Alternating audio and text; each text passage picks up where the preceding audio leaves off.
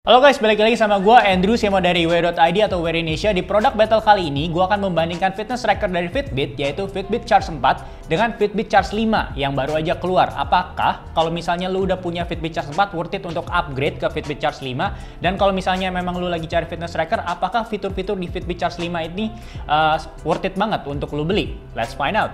Sebelum lanjut, jangan lupa klik like, subscribe, dan tombol loncengnya, biar travelers nggak ketinggalan update-update atau review perlengkapan active lifestyle, content creator, dan traveling lainnya.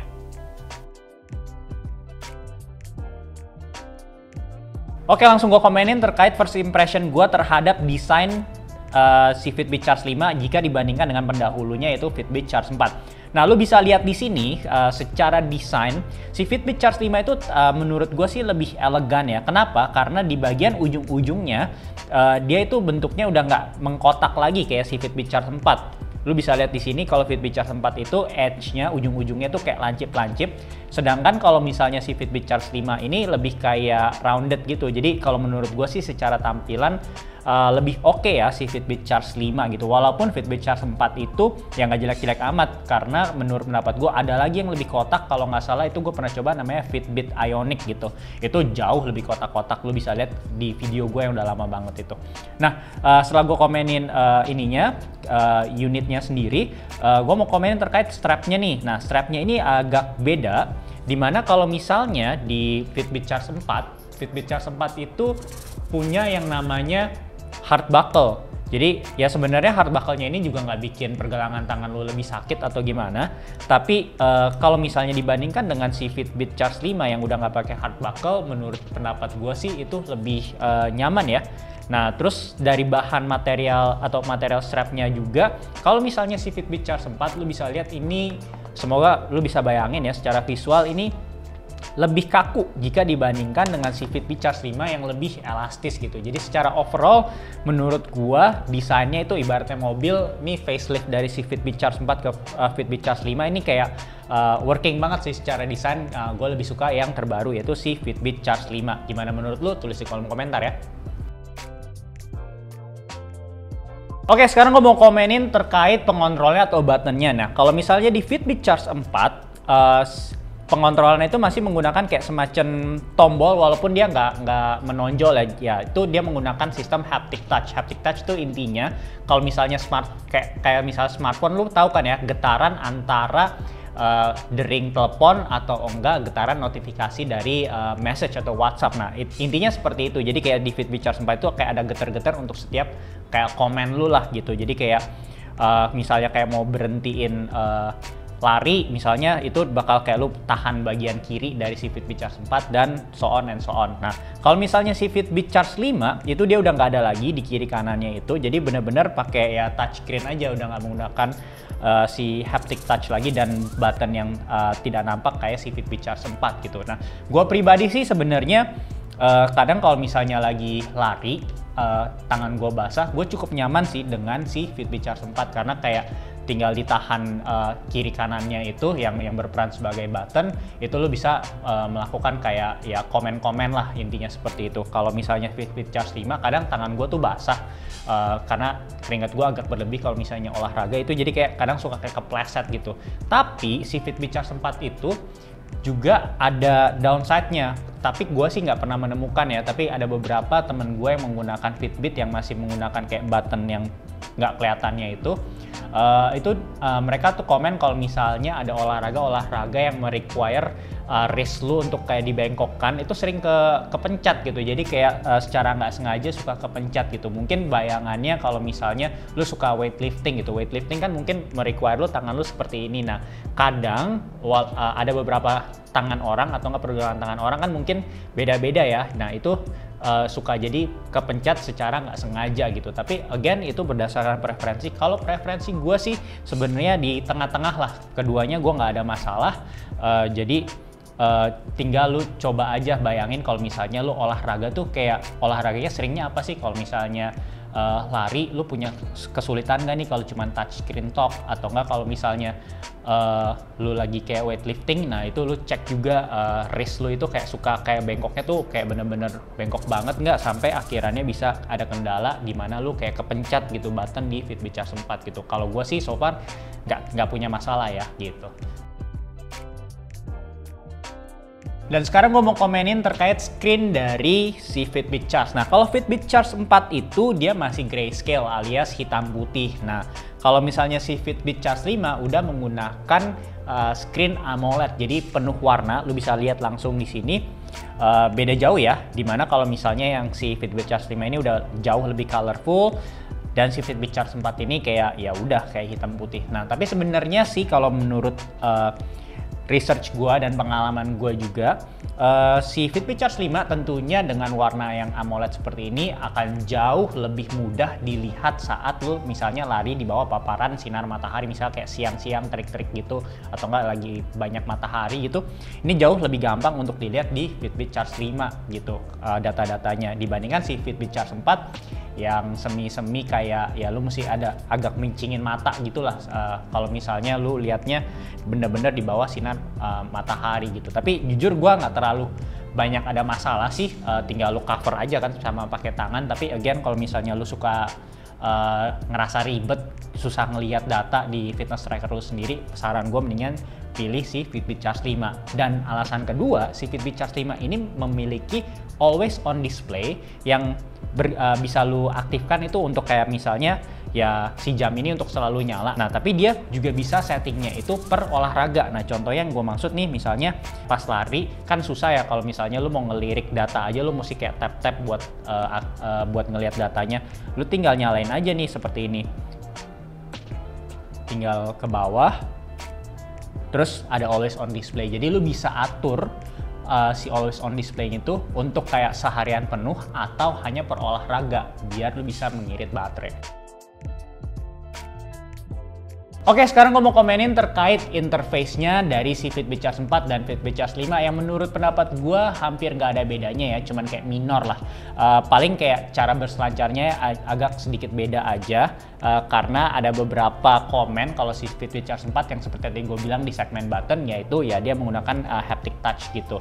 Nah, gue kasih lihat aja secara cepet, intinya lu kayak swipe gitu untuk kayak dari bawah ke atas untuk ngelihat data daily activity trackernya. Terus kalau misalnya lu mau lihat notifikasi, ya lu tinggal dari swipe dari atas ke bawah gitu. Dan kalau misalnya mau ke menu, itu tinggal di swipe dari kanan ke kiri.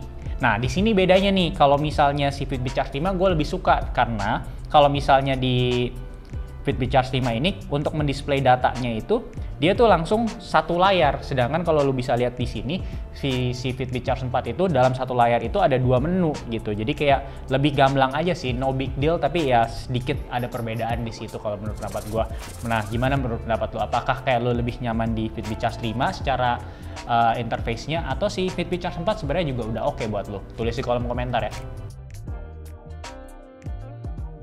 Oke, sekarang gue mau komenin yang bagian paling pentingnya, yaitu sport profile atau enggak olahraga apa aja yang bisa direkam di kedua fitness tracker ini, baik si Fitbit Charge 4 atau si Fitbit Charge 5. Well, basically gak ada bedanya, karena keduanya itu ada 21 cabang olahraga yang lo bisa tracking, tapi seperti biasa, kayak di Fitbit Charge 4, si Fitbit Charge 5 juga sama, lo hanya bisa menampilkan 6 cabang olahraga dalam satu kali, ibaratnya di fitness tracker lo tuh cuma bisa ada 6 pilihan gitu. Kalau misalnya lo mau ganti di luar 6 itu, ya lo mesti menggunakan aplikasi Fitbitnya, ganti dulu, sync, baru nanti berubah, cabang olahraga bakal keluar gitu. Jadi kayak ya lo kan nggak bakal kayak melakukan olahraga lebih dari 6 juga kan dalam suatu waktu yang sama. Jadi menurut gue sih itu no big deal ya. Paling gue mau komenin lebih kayak settingan apa, pengaturan apa yang bisa lu atur sebelum misalnya lu lari, karena gue lebih condong pas review barang ini untuk keseharian gue, yaitu gue lebih sering olahraga yang lari. Gue mau kasih lihat aja, basically sih nggak ada bedanya, tapi buat lu yang belum pernah punya Fitbit Charge 4, jadi gue kasih lihat aja ya, ini lu bisa ngatur apa aja sih kalau misalnya lu mau lari menggunakan Fitbit Charge 5 gitu. Oke. Kita lihat langsung, kita swipe yang kayak tadi gua udah ajarin lo. Sekarang kita pilih ya, kita pilih.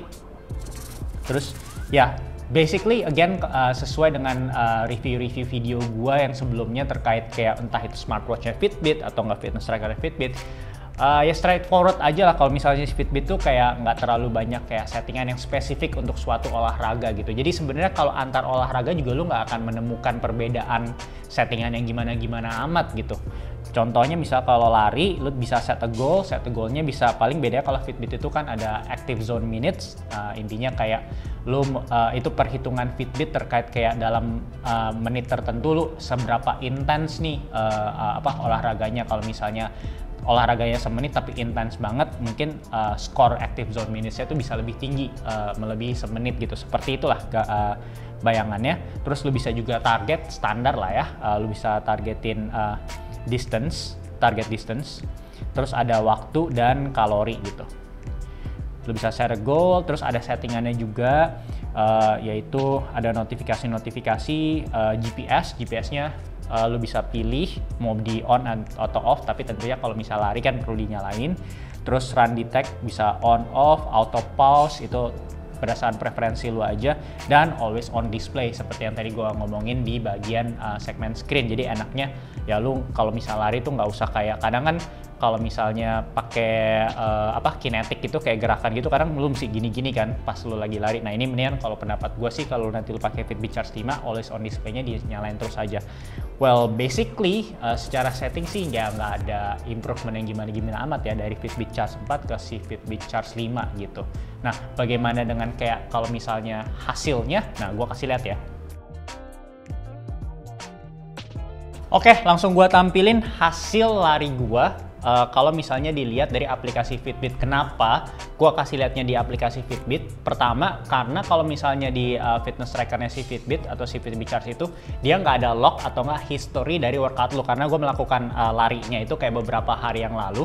Jadi gue cuma bisa nge-displaynya itu ya di aplikasi Fitbitnya. Ya sebenarnya kalau misalnya abis lu lari ya standar setiap jam atau fitness tracker kan bisa mendisplay data-data lari lu gitu. Nah, gue langsung kasih lihat yang di Fitbit, lu bisa ngelihat kayak petanya ya di sini ada heart rate zone berdasarkan kayak lu larinya tuh heart rate zone-nya gimana, pace ya standar lah ya, dan per lap itu pace-nya itu berapa, which is standar juga, dan time in heart rate zone-nya itu bisa kayak dikasih lihat lu 30 menit udah masuk fase cardio dan kayak fat burn-nya 1 menit dan lain-lainnya. Dan ada active zone minutes itu lu bisa lihat juga, dan heart rate nanti gue bakal komenin lebih lanjut setelah ini, dan calories burn. Jadi basically gue mau kasih lihat aja data-data apa aja sih yang bisa lu analisa setelah lu workout, terutama untuk olahraga lari. Nah sekarang langsung kita komenin terkait keakuratannya dari si heart rate si Fitbit Charge 5 jika dibandingkan dengan Fitbit Charge 4, dan gue bandingkan dengan Polar H10, sebuah chest strap yang biasa gue gunakan sebagai benchmark.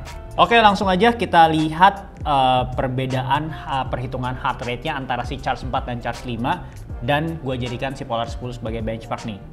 Oke, lu bisa lihat di sini kalau misalnya lu lihat datanya si Polar H10 udah mulai duluan, itu tenang aja, bukan karena Polar H10-nya lebih tepat atau apa, tapi gue nyalain lebih dulu karena kan itu gue konekin dengan handphone, sedangkan si Fitbit Charge 4 dan Charge 5 itu gue ya nyalakan setelah gue menyalakan handphone yang gue gunakan untuk si Polar H10.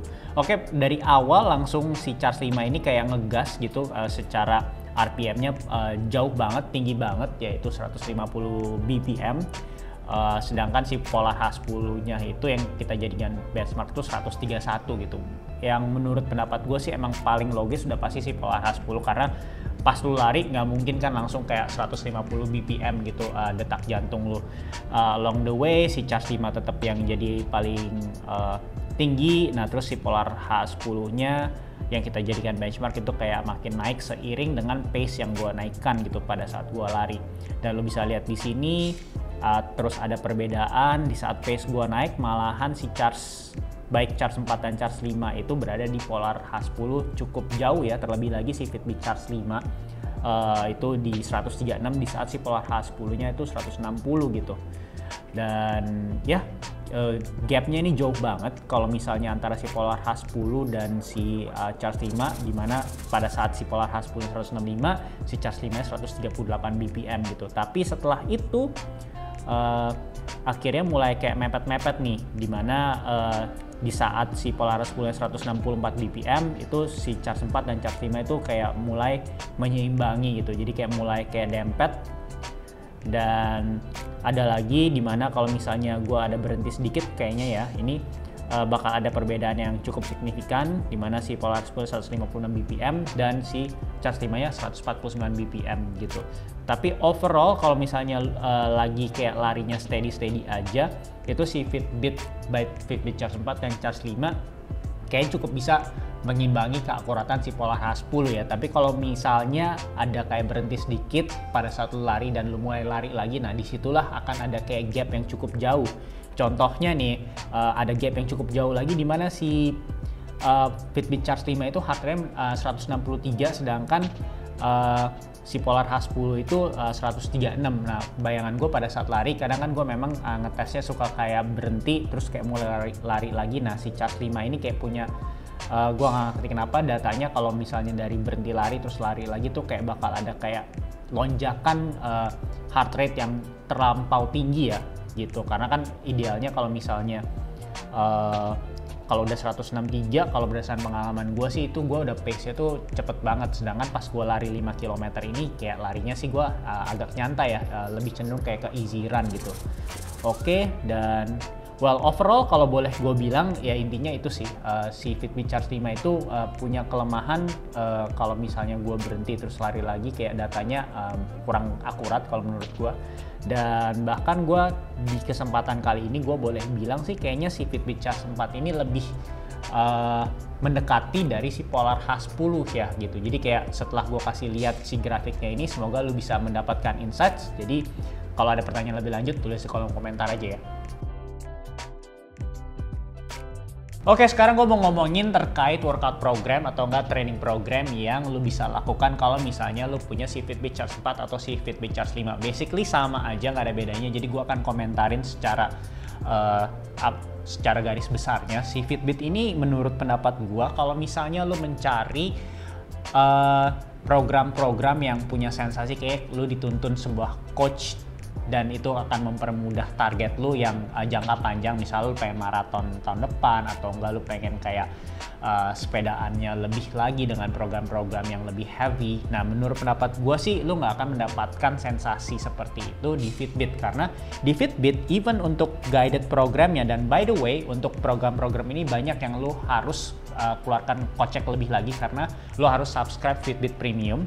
Tapi gue udah cobain Fitbit Premium, walaupun sekarang gue udah nggak berlangganan Fitbit Premium. Itu kalau menurut gue sih olahraganya atau enggak guided programnya itu lebih sifatnya ya healthy lifestyle casual lah gitu. Sedangkan kalau misalnya lu beli Polar atau Garmin tuh kayak lu udah kayak punya in mind mungkin kayak gue pengen maraton atau nggak ultra maraton, latihannya apa sih, gue pengen kayak dituntun sebuah coach dengan jam gue. Nah itu mungkin lebih ke si Polar dan Garmin. Nah kalau misalnya si Fitbit itu menurut pendapat gue kelebihannya lebih ke arah pendekatan healthy lifestyle yang secara holistik. Kenapa? Dia tuh ada program-program kayak mindfulness ya, again walaupun ini part of dari Fitbit Premium ya, lu harus bayar. Tapi sifatnya tuh lebih kayak ibaratnya gini ya, kalau si Fitbit tuh kayak pengen memberikan program yang men-challenge lu untuk healthy kayak fisik dan mental, dan juga makanan juga gitu. Jadi kayak lebih holistik pendekatannya, dan menurut gue tuh lebih ke ya yang penting healthy lifestyle lah ibaratnya seperti itu. Baik guided programnya ataupun kayak workout yang available di aplikasi Fitbit. Dan ingat itu semuanya Fitbit Premium. Jadi make sure lu pertimbangkan itu juga. Lu willing gak untuk setelah lu beli sebuah alat, lu harus ada pengeluaran bulanan lagi. Jadi kayak setelah lu pengeluaran Spotify, Netflix, Disney Hotstar dan teman-temannya nih, ada pengeluaran lagi nih misalnya Fitbit Premium, menurut lu worth it atau enggak? Tulis di kolom komentar ya. Oke, karena tadi gue juga ngomongin terkait lari ya, gue cuma mau kasih tahu, biasa kan ada orang yang suka nanya kayak ini fitness tracker atau jam itu punya VO2 max. Jawabannya ada, tapi Fitbit tuh nggak pernah tulisnya kayak gamblang VO2 max, tapi dia menamakannya itu kayak cardio fitness, yang sebenarnya salah satu variabelnya itu ya VO2 max juga. Lo bisa lihatnya sayangnya hanya di aplikasi Fitbit. Dan lu bisa ngelihat di sini range-nya 48 sampai 52. Biasanya kalau misalnya gue pakai Garmin atau enggak kayak jam-jam lain itu sih nggak ada range, tapi langsung kayak angka exact-nya. Dan lu bisa lihat juga kayak maknanya apa, tinggal di expand. Dan ya lu bisa lihat lah di sini kayak penjelasannya lebih dalam. Jadi kayak kalau pertanyaannya apakah ada perhitungan V2 Max-nya di Fitbit Charge 4 atau Fitbit Charge 5, ya dua-duanya ada. Oke, sekarang gue mau komenin terkait GPS-nya baik dari si Fitbit Charge 4 atau si Fitbit Charge 5. Keduanya itu memiliki built-in GPS. Dan tapi kalau misalnya lo lagi mau lari itu sebenarnya lo ada pilihan kayak lo mau pakai GPS-nya yang langsung dari built-in-nya atau via dari handphone, atau juga kalau misalnya di Fitbit Charge 5 itu ada pilihan dynamic gitu. Jadi kayak semi-semi bayangan gue tuh kayak kadang pakai yang built-in, kadang pakai yang handphone. Tapi menurut pendapat gue, kalau lo udah beli Fitbit Charge 4 dan Fitbit Charge 5, sebenarnya lo pengennya kan simple ya, lari nggak mau bawa handphone, setidaknya itu buat gue. Nah, tapi gimana terkait akurasinya? Well, sebelum ngomongin akurasi, gue mau ngomongin dulu salah satu pain point yang gue rasakan saat pakai si Fitbit Charge 5. Untuk menunggu sinyal GPS-nya connected, si Fitbit Charge 5 itu jika dibandingkan dengan Fitbit Charge 4 itu jauh banget. Nggak tahu kenapa itu agak sedikit lebih lama, bahkan bukan sedikit, cukup lama berdasarkan pengalaman lari gue. Dan itu gue ada riset juga, dan ternyata itu memang di Fitbit Charge 5 itu karena ada perbedaan desain. Itu bahkan dari beberapa YouTuber yang gue riset itu mereka bilang lo harus pakainya itu sedikit lebih loose itu, atau nggak sedikit lebih longgar di wrist-nya. Tapi akhirnya kalau misalnya lo pakainya terlalu longgar demi untuk GPS-nya bisa connect lebih cepat dan lebih akurat, tentunya heart rate detection-nya kan jadi lebih down kan. Nah, menurut gue itu sih salah satu negatif dari si Fitbit Charge 5 when it comes to GPS. Nah, terkait akurasinya, well, pastinya akan terpengaruh, tapi kita langsung lihat aja temuan gue langsung display nih di Google Earth. Oke, yang merah itu untuk si Fitbit Charge 5. Si Fitbit Charge 5 itu yang merah, dan karena dia sepertinya keakuratannya sedikit lebih buruk dibandingkan si Fitbit Charge 4, akhirnya saat gua lari 5 km sudah selesai di Fitbit Charge 4, di Fitbit Charge 5 ini gua harus larinya sedikit lebih jauh lagi. Jadi kayak buat kasih bayangan ya perbedaannya. Nah, kembali lagi nih ke gambar dari si Google Earth-nya. Merah, ingat itu si Fitbit Charge 5. Nah, ini gue ngelooping aja larinya, jadi lu bisa kebayang sebenarnya tuh garisnya musuhnya seperti apa sih, karena kan musuhnya kalau looping kan harusnya lebih rapi ya, apalagi nih oval. Tapi lu bisa lihat di sini ya kedua-duanya juga memang nggak rapi sama sekali ya kalau menurut gue. Ini yang putih-putih lu bisa lihat itu ya tentunya kayak pavementnya atau jalannya. Yang merah itu si Fitbit Charge 5 itu kayak way off, jadi kayak seolah-olah tuh gue larinya tuh di rerumputan padahal udah pasti di pavementnya. Dan begitu juga dengan si Fitbit Charge 4 yang kuning, ini garisnya itu kayak ini by the way gue larinya di sekitar taman yang tengahnya danau, jadi kayak nggak mungkin gue sampai kayak ke tengah-tengah, berarti gue larinya di tengah danau dong. Nah, nah di bagian ini lu bisa ngelihat nih si Fitbit Charge 4 tuh way off banget, sedangkan si Fitbit Charge 5 sedikit lebih baik karena garis merahnya tetap di pavement. Dan di sini Fitbit Charge 4 lu bisa lihat di sini dia agak garis lurus, sedangkan jalannya tuh lagi berkelok-kelok. Dan si Fitbit Charge 5 sedikit lebih baik karena dia sedikit mengikuti lah, walaupun nggak benar-benar exactly garis merah itu di atas pavementnya gitu. Dan well ya, menurut pendapat gue sih baik si Fitbit Charge 4 sampai si Fitbit Charge 5 yang terbaru ini GPS-nya gue nggak bisa bilang ini yang terbaik gitu. Tapi kalau misalnya lu mau cepet connect-nya GPS-nya, yaitu si Fitbit Charge 4 itu lebih baik kalau untuk masalah durasi kecepatan koneksi GPS-nya. Tapi kalau untuk akurasinya menurut gue sih keduanya biasa aja ya. Nah, lu punya pendapat tulis di kolom komentar ya. Dan kalau ngomongin navigasi, gue juga mau ingetin kalau misalnya si Fitbit Charge 4 itu punya altimeter, tapi nggak ngerti kenapa di Fitbit Charge 5 dia nggak punya altimeter, karena dia menggunakan GPS untuk mengkalkulasi altitude-nya. Jadi kayak keep in mind bagian itu, apakah lu punya masalah kalau misalnya barang yang baru malah nggak ada altimeternya gitu.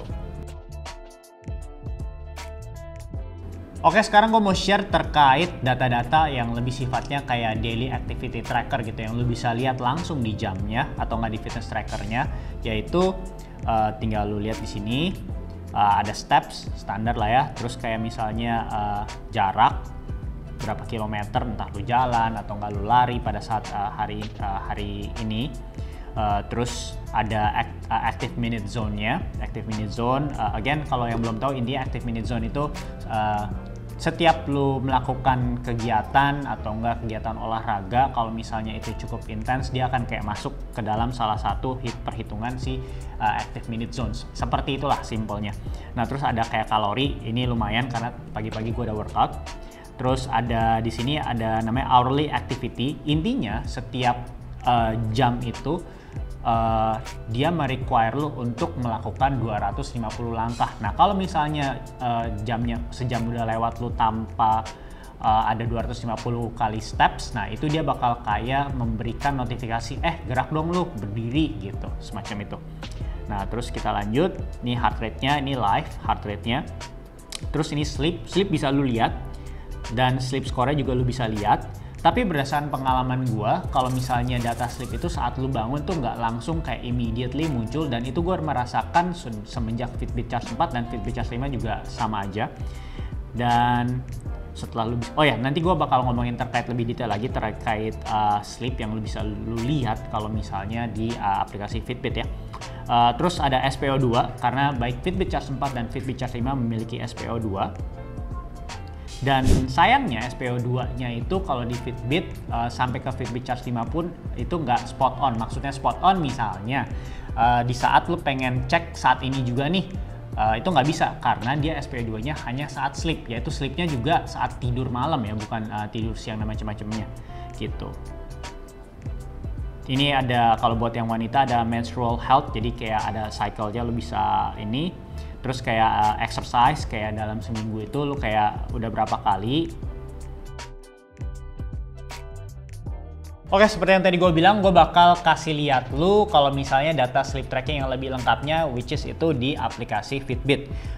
Again, kalau misalnya lu mau dapat data tidur yang lebih detail, lo harus subscribe Fitbit Premium yang gue tampilkan di sini kalau misalnya ya lo nggak bayar. Tapi kalau menurut pendapat gue, kalau memang lo bener-bener concern sama kualitas tidur lo, ya lo coba aja si Fitbit Premium, karena sepengetahuan gue untuk kayak setiap pembelian Fitbit itu nanti bakal kayak diberikan 6 bulan free trial semacam itu. Tapi kalau menurut gue sih, kalau berdasarkan keperluan gue pribadi itu cukup dengan mengetahui sleeping score, gue udah cukup happy sih. Tapi kan orang beda-beda, well itu tinggal dipilih aja menurut lu. Nah, ini gue mau kasih lihat kalau misalnya tidak membeli atau subscribe Fitbit Premium, sleepnya datanya seperti apa bagi yang belum tahu. Ini ya sleep score, jadi dia bakal kayak kasih lihat skor, dan ini kayak tandanya fair, good, dan teman-temannya. Karena intinya prinsipnya di sini kita bisa mengenal kalau misalnya tidur itu ya nggak selalu durasinya panjang, kualitas juga bagus gitu. Dan begitu juga sebaliknya, kalau misalnya durasinya lebih pendek ya siapa tahu kualitasnya lebih bagus gitu. Kita langsung tap aja yang hari ini. Ini gue tidurnya 5 jam 33 menit, terus sleep stage-nya, terus bisa lihat REM, light, deep sleep, dan kebangunnya. Well, kalau mau ngomongin terkait kayak kebangunnya, well menurut gue sih biasa aja ya. Maksudnya biasa aja tuh kayak dalam hal kebangun, misalnya saat lu bangun pagi, apakah si jam ini langsung udah recognize lu udah bangun atau belum. Kalau menurut pengalaman gue, yang paling tepat itu pada saat gue menggunakan Polar, karena pas gue bangun gue langsung lihat itu dia langsung udah merecognize gue sebagai udah awake gitu, pengguna jamnya itu. Sedangkan kalau si Fitbit itu kayak take some time lah. Jadi kalau misal lu bangun, lu langsung lihat kayak masih dianggapnya masih tidur gitu. Walaupun memang kayak ya mostly sih semua fitness tracker atau jam seperti itu ya gitu. Dan ini ada indikatornya, berapa lama durasi dan persennya dari total tidur tersebut, wake-nya yang tadi ada grafik di atas. Dan kalau menurut gua sih again ini cukup oke. Dan lu bisa juga lihat estimate oxygen variation, dan selebihnya tuh banyak yang kayak di gembok-gembok itu ya lu bisa unlock kalau misalnya lu udah berlangganan Fitbit Premium. Dan lu juga bisa ngelihat secara tabel dalam 30 hari terakhir secara average dan benchmarknya kalau dibandingkan dengan kayak umur lu gitu. Jadi kayak kalau menurut pendapat gue, kalau lu mau tahu yang basic-basic aja, si data sleep-nya itu si Fitbit udah cukup oke lah. Tapi kalau misalnya lu mau lebih detail lagi ya lu harus merogoh kocek untuk subscribe Fitbit Premium. Oke, seperti yang tadi gue bilang, kalau misalnya si Fitbit ini pendekatannya tuh lebih holistik ya, in term of health. Jadi nggak cuma workout mulu, tapi ada yang sifatnya untuk kesehatan mental lu. Jadi kayak biar mental lo tetap sehat, tentunya lo perlu menjadi lebih mindful. Karena salah satu fiturnya yang diterapkan di Fitbit Charge 5 dan dulunya hanya ada di smartwatch yang lebih mahal, yaitu Fitbit Sense dan Fitbit Versa 3 itu kan smartwatch. Nah ini sekarang udah ada di fitness tracker, dia ada di Fitbit Charge 5. Oke, gue langsung kasih lihat aja yang dimaksud dengan EDS kan. Well, singkatannya gue langsung taruh aja di on screen. Intinya itu dia semacam kayak teknologi untuk mendeteksi kayak tingkat kayak stres lu lah, seperti itu, yang diambil dari meng-scanning kayak kulit lu gitu. Makanya EDA namanya, D setahu gue derma apa gitu. Oke, gue kasih lihat aja ya secara cepet caranya, yaitu dengan tap start. EDA response tiny electrical changes in your skin, do stress, excitement, bla bla bla. Oke, kita next. Yang lu harus lakukan itu cukup dengan menghold kedua bagian ya, baik kiri dan kanan dari si fitness tracker, dan itu bertahan selama 3 menit. Nah, kita langsung start. Oke. Dan tarik napas secara santai aja.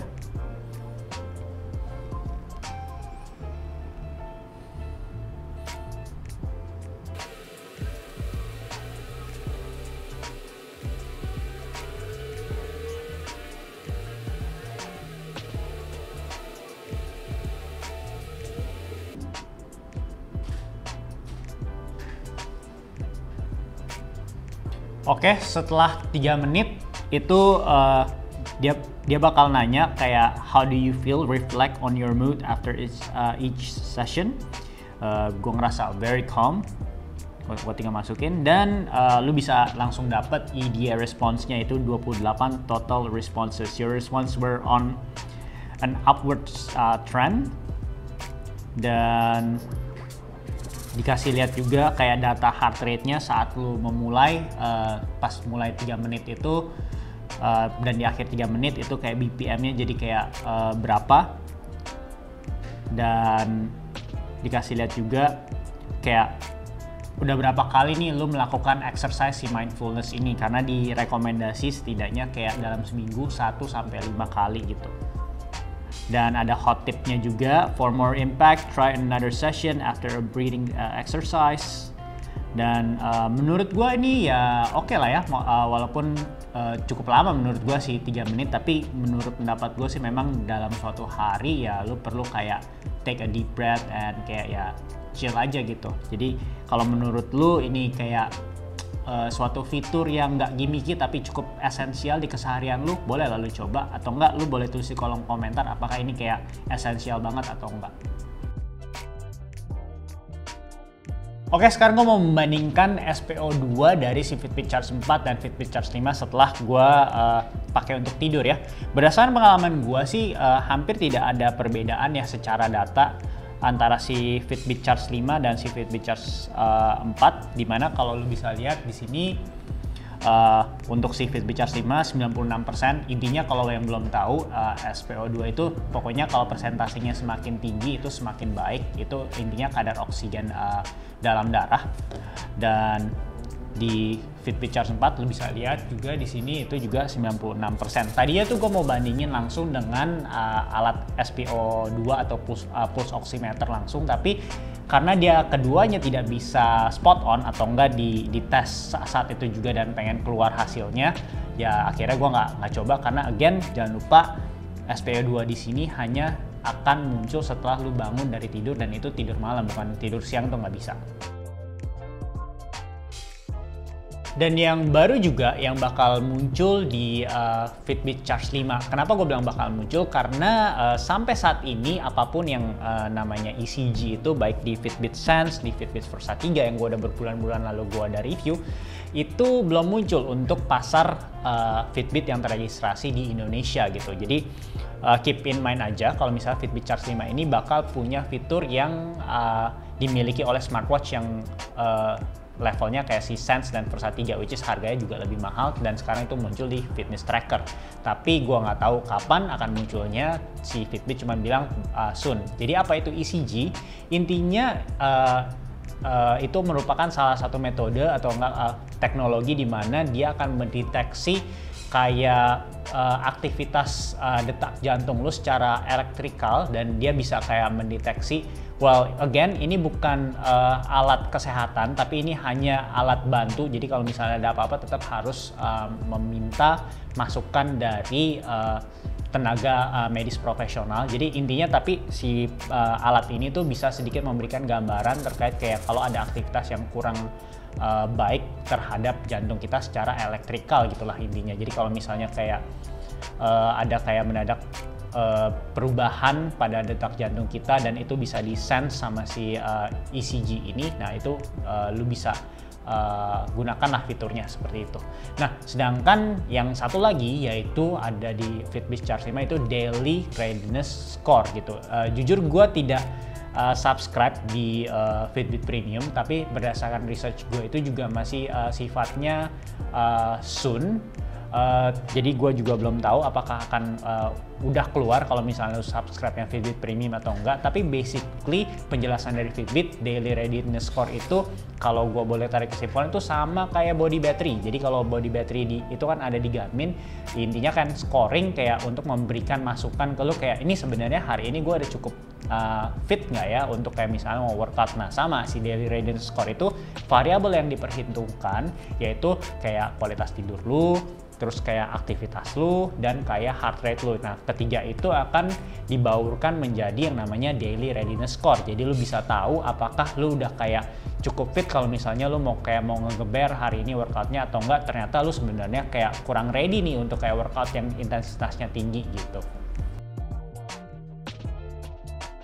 Oke, sekarang gue mau ngomongin terkait si battery dan durability-nya. Pertama-tama durability-nya, keduanya jangan diajak berenang di laut karena nggak ada klaim terkait open water swim. Jadi kayak kalau mau berenang itu bisa, tapi di pool swim aja. Dan terkait baterainya itu nggak ada perbedaan ya, yaitu si Fitbit Charge 4 yaitu bisa sampai 7 hari, begitu juga dengan si Fitbit Charge 5 bisa sampai 7 hari. Nah, kalau misalnya si Fitbit Charge 5 kan karena punya always on display, gue sih nggak pernah always on display seharian, tapi berdasarkan research gue itu dia hanya bisa sampai jadi cuma 2 hari kalau always on display-nya dinyalakan sepanjang hari gitu. Dan kalau misalnya lu ada kegiatan outdoor yang menggunakan GPS, dia hanya bisa bertahan maksimum sampai 5 jam atau enggak 4 jam gitu. Jadi kayak tapi ya berdasarkan pengalaman gue, kalau misalnya lu belinya fitness tracker sih gue rasa lu nggak akan pakai ini untuk kayak ultramaraton atau enggak kayak misalnya sesuatu yang benar-benar panjang ya durasi penggunaan GPS ya. Jadi kalau menurut pendapat gue sih durasi baterainya ini udah cukup fair ya, walaupun tidak ada perubahan yang signifikan dari versi terdahulunya si Fitbit Charge 4 ke Fitbit Charge 5. Oke, jadi gimana kesimpulannya? Sebelum gue kasih kesimpulannya, gue langsung tampilin aja harganya, yaitu si Fitbit Charge 4 dan Fitbit Charge 5. Again, si Fitbit Charge 4 pastinya harganya akan lebih seksi karena dia akan pasti banyak diskon dan karena dia juga udah dirilis kayak lebih lama tentunya dibandingkan si Fitbit Charge 5. Tapi kalau boleh gue rekomendasikan kenapa lu kalau misalnya mau beli Fitbit Charge 5, menurut gue pertimbangannya mungkin lu bisa pertimbangkan desainnya. Desainnya itu jauh lebih baik kayak walaupun Fitbit Charge 4 juga gue secara desain nggak terlalu gimana-gimana amat, tapi menurut gue desainnya tuh lebih ya lebih elegan lah gitu seperti itu karena lebih rounded. Dan secara kenyamanan juga kalau misalnya lu emang bakal pakai fitness tracker ini buat mandi, buat sehari-hari dan buat tidur, ini strap materialnya itu lebih baik, jadi enak, nggak ada terasa ngeganjel, walaupun Charge 4 juga ya nggak ngeganjel amat, tapi Fitbit Charge 5 lebih nyaman. Dan di Fitbit Charge 5 itu udah ada ECG dan EDA scan, sebuah fitur yang sebenarnya lo hanya bisa dapatkan kalau di varian Fitbit itu kalau misalnya lo beli sebuah smartwatch. Jadi menurut gue cukup untung sih, tapi kalau misalnya memang ECG-nya udah bisa dipakai, tapi sampai saat ini sih gue juga belum tahu kapan bisa dipakai karena udah it's been a while.